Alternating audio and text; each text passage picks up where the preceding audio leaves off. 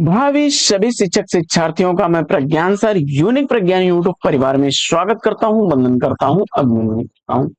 प्यारे साथियों, सुबह के 5 बज चुके हैं। जिस प्रश्नोत्तरी 50 का आप बेसब्री से करते हैं इंतजार, आपकी चहती प्रश्नोत्तरी 50 लेकर के आपके बीच उपस्थित हूँ। प्रश्नोत्तरी 50 का मुख्य उद्देश्य आपके अध्ययन का आपको रिवीजन कराना। वन लाइनर शैली में 50 महत्वपूर्ण प्रश्नों को प्रतिदिन सुबह सुबह आप करते हैं रिवाइज। रिवीजन श्रृंखला से जुड़ने के लिए फटाफट वीडियो को लाइक और शेयर, चैनल पर पहली बार होंगे चैनल को सब्सक्राइब करके बगल में बने हुए बेल आइकन से ऑल बटन को प्रेस करना बिल्कुल ना भूलें। तो साथियों, पाठचर्या को देखें, उससे पूर्व देखते हैं प्रतिदिन की बात। आज का भी प्यारा सा सकारात्मक विचार और एक ऐसा विचार जो आपको पढ़ने के लिए कर देगा मजबूर। साथियों, हर सफल व्यक्ति का एक ही सूत्र है। अपने मिशन में कामयाब होने के लिए आपको अपने लक्ष्य के प्रति निष्ठावान होना पड़ेगा। अगर आप अपने लिए, अपने लक्ष्य के लिए समर्पित हैं, लक्ष्य आपको निश्चित मिलेगा। और इसी सकारात्मक विचार के साथ देखते हैं प्रश्नोत्तरी 50 का पहला प्रश्न। मैं जानता हूं साथियों, तैयारी करते समय बहुत सारी बाधाएं आपके मन मस्तिष्क में आती हैं, आपके आसपास बहुत सारी विसंगतियां आती हैं, लेकिन सभी विसंगतियों को दूर करके आपको रखना होगा धैर्य, और धैर्य के साथ अपने अध्ययन को जारी रखना होगा। एक दिन सफलता जरूर मिलेगी। देखते हैं पहला प्रश्न और देखते हैं पहले प्रश्न का पहला प्रश्नोत्तरी 50 के पहले प्रश्न को। पहला प्रश्न है कि न्याय संघर्ष चक्कर क्लब निबंध के लेखक कौन है? न्याय संघर्ष चक्कर क्लब दोनों ही निबंध यशपाल द्वारा लिखे गए हैं। प्रश्न संख्या 2 है कि शेष स्मृतियां निबंध संग्रह के रचनाकार कौन है? शेष स्मृतियां निबंध संग्रह रघुवीर सिंह का निबंध संग्रह है और 1939 ईस्वी निबंध संग्रह का प्रकाशन वर्ष है। प्रश्न संख्या 3, सत्यवती कथा के रचनाकार कौन है? सत्यवती कथा ईश्वर दास की रचना, 1501 ईस्वी रचना का रचनाकार।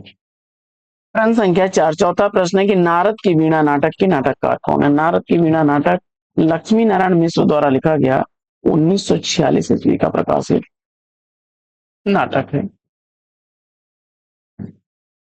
पांचवा प्रश्न है कि सबसे उदास कविता किस विधा की रचना है?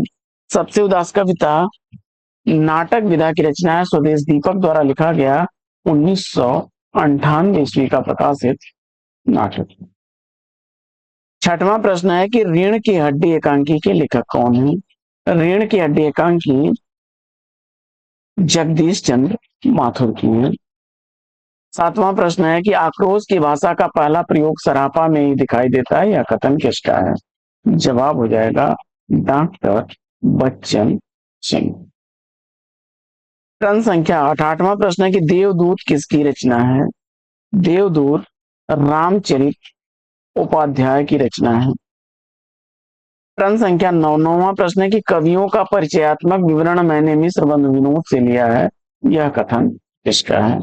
कवियों का परिचयात्मक विवरण मैंने मिश्र बंधु विनोद से लिया है, यह कथन आचार्य रामचंद्र शुक्ल का। प्रश्न संख्या 10, 10वां प्रश्न है कि रामचंद्रिका को छंदों का अजायब घर किसने कहा है? रामचंद्रिका को छंदों का अजायब घर कहने वाले डॉक्टर रामस्वरूप चतुर्वेदी हैं। प्रश्न संख्या 11, मौर्य विजय काव्य कृति के रचयिता कौन है? मौर्य विजय काव्य रचना सिया राम शरण गुप्त की रचना है और 1914 ईस्वी इस रचना का प्रकाशन। प्रश्न संख्या 12, 25 चौका 150 कृति के लेखक कौन है? 25 चौका 150 यह रचना ओम प्रकाश वाल्मीकि की है। 13वां प्रश्न है कि अविगत गति कुछ कहत नयाब है, यह पंक्ति किस रचना का क्या? अविगत गति कुछ कहत नयाब है, यह पंक्तियां हैं सूरदास की। 14वां प्रश्न, उल्टा स और मात उपन्यास के लेखक कौन है? उल्टा स और मात दोनों ही उपन्यास राजेंद्र यादव द्वारा लिखे गए हैं। उल्टा उपन्यास 1958 ईस्वी का, वहीं स और मात 1959 ईस्वी का प्रकाशित उपन्यास है। बेकसी का मजार उपन्यास के लेखक कौन है? बेकसी का मजार प्रताप नारायण श्रीवास्तव का उपन्यास है 16वां प्रश्न है कि अवध विलास रचना के रचनाकार कौन है? अवध विलास यह कृति लाल दास की है, 1643 ईस्वी इस रचना का रचनाकार। प्रश्न संख्या 17 है कि रामायण महानाटक के नाटककार कौन है? काफी इंपॉर्टेंट प्रश्न, परीक्षाओं में रिपीट अक्सर होता रहता है। तो प्राणचंद चौहान जवाब चुन करके सही जवाब दिया आपने। 18वां प्रश्न है कि कामरेड का कोट कहानी के कहानीकार कौन है? कामरेड का कोट कहानी संजय की है। प्रश्न संख्या 19, सुजान हित प्रबंध ग्रंथ के रचनाकार कौन है? सुजान हित प्रबंध ग्रंथ घनानंद की रचना है। प्रश्न संख्या 20, 20वां प्रश्न है कि मृणाल, शीला और प्रमोद जैनेन्द्र के किस उपन्यास के पात्र हैं? मृणाल, शीला और जैनेन्द्र प्रमोद जैनेन्द्र द्वारा लिखे गए त्यागपत्र उपन्यास के पात्र हैं और 1937 ईस्वी प्रकाशन वर्ष।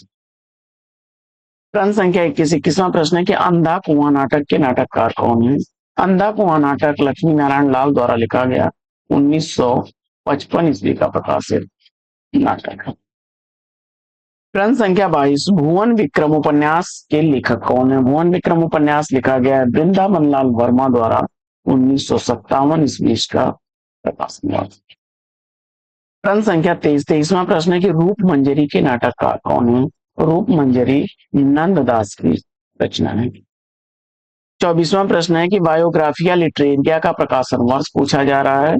Biographia Literaria Samuel Taylor Coleridge का है और 1817 ईस्वी रचना काल है इसका। विप्लव गायन किसकी काव्य रचना है? विप्लव गायन किसकी काव्य रचना है? जवाब हो जाएगा बाल कृष्ण शर्मा नवीन की। 26वां प्रश्न है कि कबीर की भाषा में पंचमेल खिचड़ी भाषा किसने कहा है? कबीर की भाषा को पंचमेल खिचड़ी भाषा कहने वाले डॉक्टर श्याम सुंदर दास। 27वां प्रश्न है कि धूर्त रसिक लाल उपन्यास के लेखक कौन है? धूर्त रसिक लाल उपन्यास लज्जा राम मेहता द्वारा लिखा गया 1889 ईस्वी का प्रकाशित उपन्यास।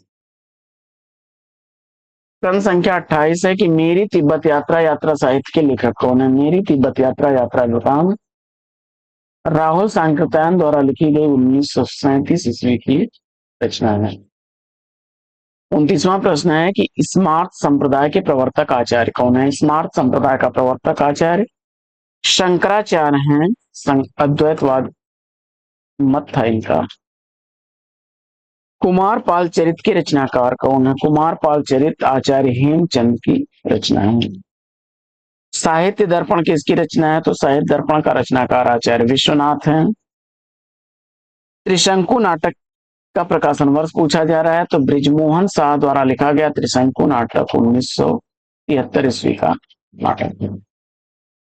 किस समीक्षक ने विद्यापति की पदावली को जीव और आत्मा के संबंध का रूपक माना है? किस समीक्षक ने विद्यापति की पदावली को जीव और आत्मा के संबंध का रूपक माना है? तो जवाब हो जाएगा आनंद कुमार स्वामी। 34वां प्रश्न है कि हिंदी साहित्य का आधा इतिहास ग्रंथ का प्रकाशन काल क्या है? हिंदी साहित्य का आधा इतिहास या सुमन राजे द्वारा लिखी गई ऐतिहासिक रचना हिंदी साहित्य के लिए 2003 ईस्वी की प्रकाशित रचना है।